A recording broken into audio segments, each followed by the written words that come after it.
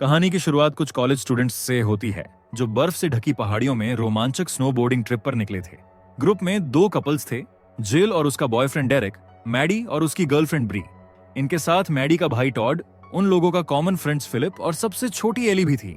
रास्ते भर सब हंसी मजाक और मस्ती में डूबे हुए थे। ब्री अपने कैमरे से हर मजेदार पल कैप्चर कर रही थी, लेकिन एली को यह रिकॉर्डिंग का आइडिया बिल्कुल पसंद नहीं आई। उसने हल्की झुंझलाहट के साथ ब्री से कैमरा बंद करने को कहा। जिल ने यह बदलाव तुरंत महसूस किया। उसे लगा कि एली के चेहरे पर कोई छुपा हुआ डर या बेचैनी साफ झलक रही है, जैसे आने से पहले उसके साथ कुछ हुआ हो। आगे चलते हुए उन्हें सड़क किनारे एक पुलिस की गाड़ी खड़ी दिखी। पुलिस वाले ने बताया कि आगे एक ट्रक पलट गया है और रोड फिलहाल बंद है। जिल ने पूछा कि रास्ता कब तक खुलेगा, तो पुलिस ने कहा कम से कम 1 घंटा लगेगा। फिर उसने सलाह दी कि वे 7वें रास्ते से घूम कर जाएं। जिल ने दूरी पूछी तो उसने बताया कि वो रास्ता करीब 80 किलोमीटर लंबा है। ये सुनकर सबका उत्साह थोड़ा ठंडा पड़ गया। कोई और रास्ता ना होने पर सबने पास के एक पुराने गैस स्टेशन पर रुकने का फैसला किया। जिल और एली बाथरूम की ओर चली गईं। रास्ते में दोनों ने ब्री के बारे में बात की। एली ने झिझकते हुए कहा कि उसे ब्री की मौजूदगी बिल्कुल अच्छी नहीं लगती। फिर एली वॉशरूम के अंदर चली गई और जिल बाहर इंतजार करने लगी। चारों तरफ अजीब सी खामोशी थी। तभी उसकी नजर गैस स्टेशन के कोने में खड़े एक पिकअप ट्रक पर पड़ी। उसे लगा कि ट्रक के पीछे कुछ हलचल हो रही है। जिज्ञासा से वो धीरे धीरे पास गई। पास जाकर देखा तो वहां उसे एक बड़े भालू की खून से सनी लाश पड़ी दिखी। उधर स्टोर के अंदर मैडी और ब्री आपस में बातें कर रहे थे।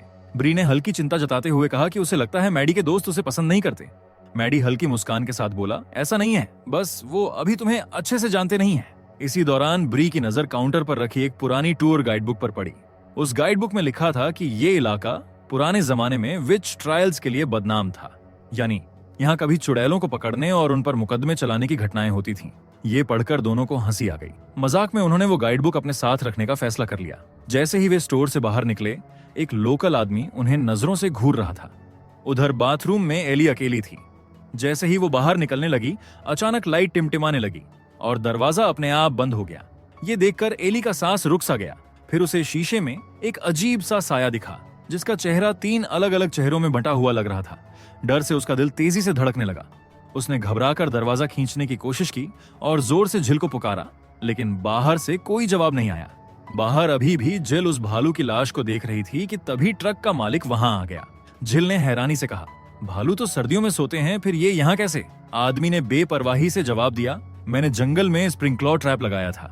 जिल ने उसे बोला, स्प्रिंकलर ट्रैप तो यहाँ गैर कानूनी है। आदमी ठंडी आवाज में बोला, यहाँ वो नियम नहीं चलता। ये सुनकर जिल गुस्से में भर गई।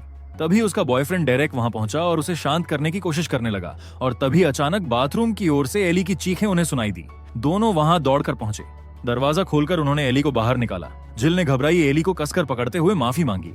माहौल भारी और डरावना हो चुका था। सबने जल्दी से कार में वापस लौटने का फैसला किया। कार तक पहुंचने पर मैडी ने पूछा, अब क्या प्लान है? टॉड ने उसे बोला, मुझे एक शॉर्टकट का रास्ता पता है। जैसे ही वे वहां से निकलने लगे, वही शिकारी जैसा आदमी फिर दूर से उन्हें घूर रहा था। रास्ते में फिलिप ने जिल को मैसेज किया कि वे डेरेक को कब बताएंगे। जिल ने स्क्रीन पर नजर डाली, लेकिन जवाब नहीं दिया। ड्राइव करते हुए मैडी और ब्री की नजर सड़क किनारे लगे उसी पुराने विच ट्रायल बोर्ड पर पड़ी। माहौल हल्का करने के लिए ब्री ने ग्रुप को उसकी कहानी सुनानी शुरू की। उसने कहा, कई साल पहले यहाँ की कुछ गरीब औरतें अचानक अजीब तरह से बीमार पड़ गई थीं। उनकी जांच के लिए गांव का फादर उनको देखने आया, लेकिन उसे भी उस बीमारी की वजह समझ नहीं आई। अपनी इज्जत बचाने के लिए उसने उन औरतों को चुड़ैल करार दे दिया। फादर की बात मानकर पूरे गांव वालों ने उन बेचारियों को बेरहमी से मार डाला, मगर बाकी ग्रुप ने उसकी कहानी पर ज्यादा ध्यान नहीं दिया। थोड़ी देर में वे एक सुनसान सड़क पर पहुंचे, जहां बड़े अक्षरों में नो पासिंग का बोर्ड लगा था। सबने टॉड से पूछा, क्या यही रास्ता है? टॉड ने सिर हिलाते हुए कहा, हाँ, थोड़ी दूर पर एक सर्विस रोड है, फिर पहाड़ी का रास्ता सीधे मंजिल तक ले जाएगा। ग्रुप के बाकी लोग सोच में पड़ गए कि आगे बढ़ना सही होगा या नहीं, मगर आखिर में सभी ने तय किया कि वे आगे जाएंगे। डेरेक ने चेन तोड़ी और सब लोग उस सुनसान रास्ते पर बढ़ गए। इसी बीच दूसरी ओर वही शिकारी कहीं जा रहा था। उसने रेडियो पर खबर सुनी कि बर्फीले तूफान की चेतावनी जारी हुई है, पर उसने परवाह नहीं की। रेडियो बंद किया, अपनी बंदूक उठाई और चुपचाप जंगल की ओर निकल गया। ग्रुप कई घंटों से रास्ते पर था, लेकिन उन्हें मंजिल नहीं मिली थी। इसी बीच एली अब भी बाथरूम वाली घटना को याद कर रही थी। उसका दिल हल्का हल्का डर से धड़क रहा था। तभी उसकी नजर एक पेड़ की टहनी पर बैठे कौवे पर पड़ी। कौवा अपनी नजरें सीधे एली पर टिकाए हुए था। ऐसा लगा जैसे वो कौवा उसे कुछ कहना चाहता हो। तभी जिल ने एली को बुलाया और पूछा, सब ठीक है? एली ने हल्के से हाँ कहा और दोनों थोड़ी देर बैठकर चुपचाप सो गए। कुछ देर बाद जिल नींद से उठी और देखा कि बाकी लोग टॉड से झगड़ रहे थे, क्योंकि कई घंटों से वे एक ही रास्ते पर थे। टॉड ने कहा, बस मुझ पर भरोसा करो। लेकिन डायरेक गुस्से में आ गया और सबको मोबाइल में मैप चेक करने को बोला, लेकिन किसी के भी फोन में नेटवर्क नहीं पकड़ रहा था। थोड़ी देर के लिए जिल के फोन में सिग्नल आया, लेकिन वो जल्दी ही गायब हो गया। ये देखकर मैडी ने जिल से कहा कि वो एली का फोन चेक करे। जिल ने जैसे ही एली से फोन लिया, अचानक एली उठी और उसे थप्पड़ मार दिया, लेकिन तुरंत बाद उसने माफी मांगी और कहा, मुझे पता नहीं क्यों ऐसा हुआ। जिल ने मुस्कुराते हुए उसे माफ कर दिया और सब इस बात पर हंसने लगे। वहीं फिलिप ने जिल की तरफ देखकर इशारों में हंसना शुरू कर दिया। ये सब डायरेक ने देखा, जिसे उसका ध्यान रोड से भटक गया और उनकी कार अचानक फिसलकर किसी जगह टकरा गई। सब सुरक्षित थे, लेकिन कार बर्फ में अब फंस चुका था। डायरेक गुस्से में टॉड पर चिल्लाने लगा। मैडी ने उसे शांत करने की कोशिश की, लेकिन वो नहीं माना। फिर सभी कार से बाहर उतरे और देखा कि गाड़ी की टायर बर्फ में फंसी हुई थी। ये देखकर टॉड ने गाड़ी से स्पेयर टायर निकालने का फैसला किया। कार में एली खाली नजरें जंगल की ओर टिकाए बैठी थीं और बोली, हम यहाँ से कभी नहीं निकल पाएंगे। ब्री ने चिंता से पूछा, इसका क्या मतलब है? तभी डायरेक ने सबको बाहर आकर कार को धकेलने को कहा। सबने मिलकर कार को बर्फ से निकालने की कोशिश शुरू की। वही एली डर के मारे जंगल की ओर घूरती रही। जिल ने उसे पूछा, क्या वो बाथरूम चलना चाहती है? तो एली ने मना कर दिया। फिर जिल अकेली जंगल की ओर बढ़ गई। अंदर पहुंचकर उसने पेड़ों के बीच से आती अजीब सी आवाजें सुनी। आवाजें उसे धीरे धीरे एक अनोखे पेड़ तक ले गईं। वहां जिल उसे अजीब तरह से देखने लगी, लेकिन तभी अचानक फिलिप वहां आ गया और उसे देखकर वो डर गई। इसके बाद फिलिप ने जिल को किस करने की कोशिश की। जिल ने कहा, यह जगह सही नहीं है। फिलिप ने कहा कि यहाँ कोई उन्हें देखेगा नहीं। यहीं हमें पता चला कि ये दोनों एक सीक्रेट रिलेशनशिप में हैं। फिलिप ने उसे फिर पूछा कि वो डायरेक को उनके रिश्ते के बारे में कब बताएगी। जिल ने कहा, ट्रिप के बाद। तभी किसी ने जिल को पुकारा और वो तुरंत कार की ओर लौट गई। फिलिप वहीं रुका रहा, लेकिन तभी उसे भी पेड़ों के बीच से अजीब सी आवाजें सुनाई थीं। जिल जब कार के पास लौटी तो उसने देखा कि एली वहां नहीं थी। उसने दोस्तों से पूछा, लेकिन किसी को भी पता नहीं था। वो घबराई और जोर से एली को पुकारने लगी। फिर सब जंगल में उसे ढूंढने गए। थोड़ी देर बाद उन्हें एली घुटनों पर बैठी मिली, एक मरे हुए हिरण के पास। हिरण की लाश बुरी तरह कटी हुई थी। ये दृश्य देखकर सभी सिहर गए। जिल पास जाकर धीरे से पूछा, तू ठीक है? लेकिन एली कुछ नहीं बोली और कुछ सेकंड बाद उल्टी कर दी। इसके बाद सब कार के पास लौट आए और फिर सभी मिलकर कार को धकेलने लगे। डायरेक ने कहा कि एक जन ड्राइव करेगा और बाकी सब कार को धकेलेंगे। फिर उसने एली को ड्राइविंग करने को कहा। प्लान काम कर गया, लेकिन जब डायरेक झुककर अपना जूता बांध रहा था, तभी एली ने अचानक कार से उसे कुचलने की कोशिश की। डायरेक समय रहते बच गया और गुस्से में उसने एली को कार से बाहर निकाला और मारने की कोशिश की, लेकिन तब तक सबने उसे रोक लिया। इसी धक्का मुक्की में डायरेक ने गलती से जिल को भी धक्का दे दिया। ये देखकर डायरेक उसे उठाने गया, लेकिन जिल ने उसे रोकते हुए कहा, अब हमें यहाँ से निकलना चाहिए। तभी फिलिप ने देखा कि कार के टायर फिर से खराब हो गए हैं। अब वे वीरान जंगल की घनी गलियों में खो गए थे। सूरज भी जल्द ढलने वाला था और ठंड भी बढ़ रही थी। ये सब देखकर डायरेक ने सबके फोन में सिग्नल चेक करने को कहा, लेकिन किसी के पास नेटवर्क नहीं था। तभी उसे याद आया कि पहले जिल के पास थोड़ी देर सिग्नल था, तो उसने जिल से उसका फोन मांगा। जिल ने फोन उसकी तरफ फेंक दिया। डायरेक ने फोन उठाया और देखा कि फिलिप का मैसेज आया हुआ था। ये देखकर उसने सिग्नल खोजने के लिए जाने का फैसला किया और फिलिप को उसके साथ चलने के लिए कहा। फिलिप पहले हिचकिचाया, लेकिन फिर डायरेक के साथ चल पड़ा। थोड़ी दूर चलने के बाद डायरेक ने अचानक रुककर फिलिप को सवाल करने लगा और फोन में आया मैसेज दिखाते हुए सीधे फिलिप से जिल के साथ बने रिश्ते के बारे में पूछा, लेकिन फिलिप चुप रहा। डायरेक थोड़ा तनाव में आया और बोला, ठीक है, अगर तू कुछ नहीं बोलेगा तो मैं सीधे जिल से पूछ लूंगा। फिलिप ने शांत रहकर बस इतना कहा, इसे ऐसे ही रहने दे, नहीं तो तेरे लिए चीजें मुश्किल हो जाएंगी। डायरेक गुस्से में फट पड़ा और धमकी दी, जब हम वापस आएंगे तो मैं तुझे टीम से निकाल दूंगा और वो स्कॉलरशिप जो तुझे पढ़ाई के लिए मिली है वो भी छिन जाएगी। फिलिप ने भी पलटवार किया और बोला, अगर तूने कुछ किया तो मैं एली की घटना सबको बता दूंगा। डायरेक हैरान होकर पूछता है, कौन सी घटना?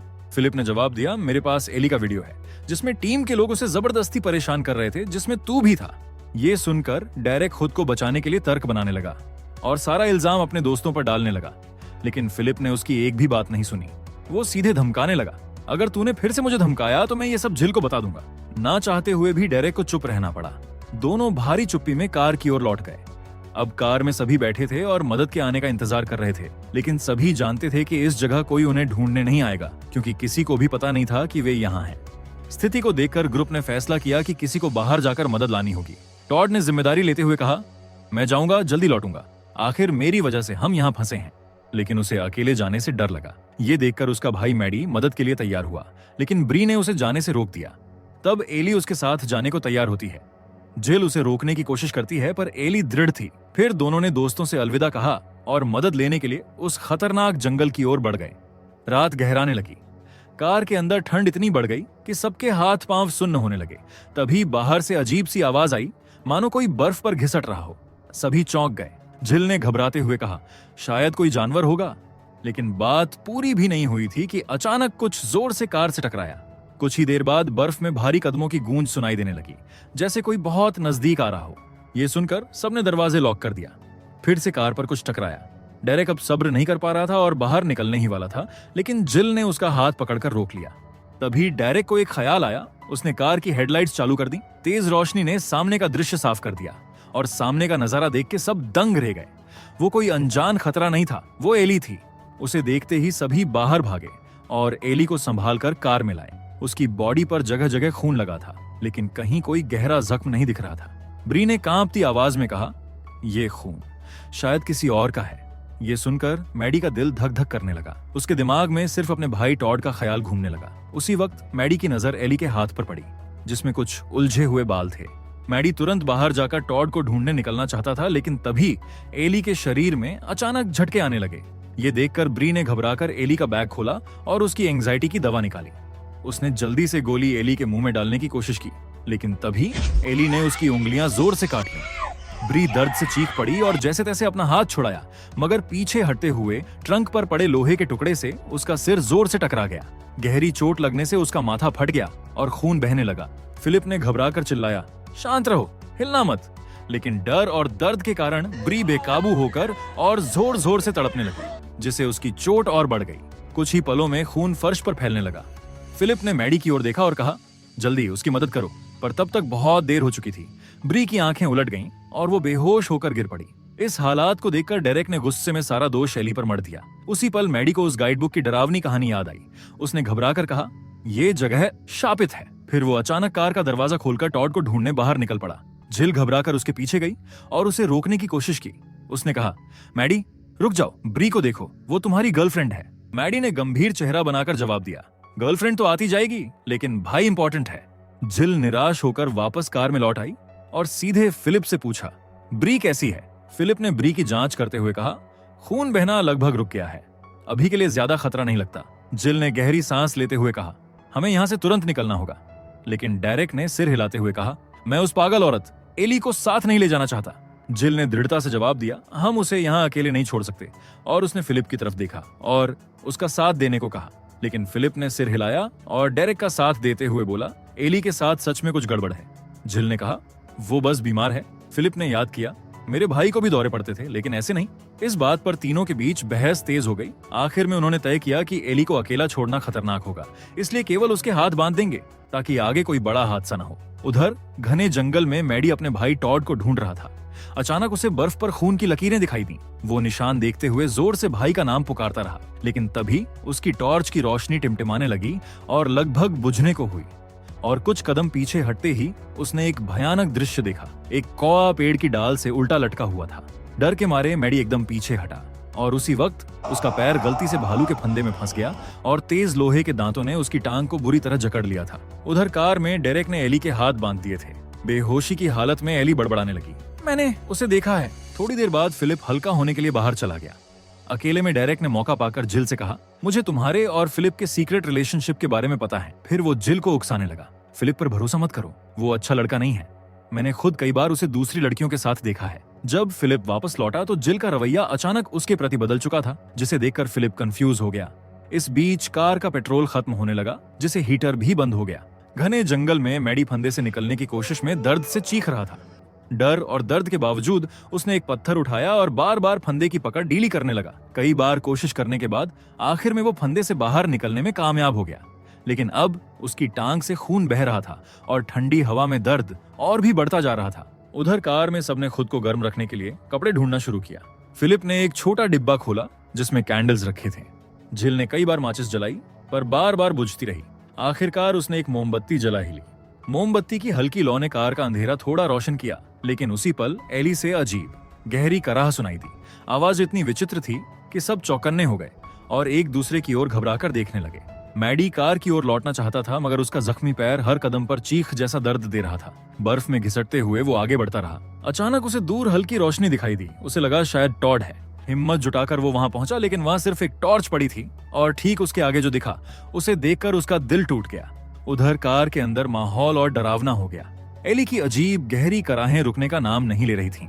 डेरेक छिड़कर बोला, कुछ करो जिल, ये लड़की हमें पागल कर देगी। तभी एली अचानक बड़बड़ाई, मैं तुम्हें बचा नहीं सकती, तुम सब मरने वाले हो। डेरेक अब गुस्से में आ गया और बाहर जाकर एली को बाहर निकालना चाहता था, लेकिन तभी जिल ने तुरंत चाकू निकालकर उसे रोक दिया। फिर उसने फिलिप की ओर देखा, पर फिलिप फिर से हिचकिचाया और अचानक डेरेक का साथ देते हुए जिल के हाथ से चाकू ले लिया। इसी बीच सबको दूर जंगल से फोन की घंटी सुनाई दी। ये सुनकर तीनों उस दिशा में भाग पड़े। कार में अब ब्री अकेली थी। वो होश में आई तो देखा एली खिड़की पर जोर जोर से सिर मार रही थी। ब्री ने घबराकर पास पड़ी लोहे की छड़ उठाने की कोशिश की, पर पलटते ही एली उस पर टूट पड़ी।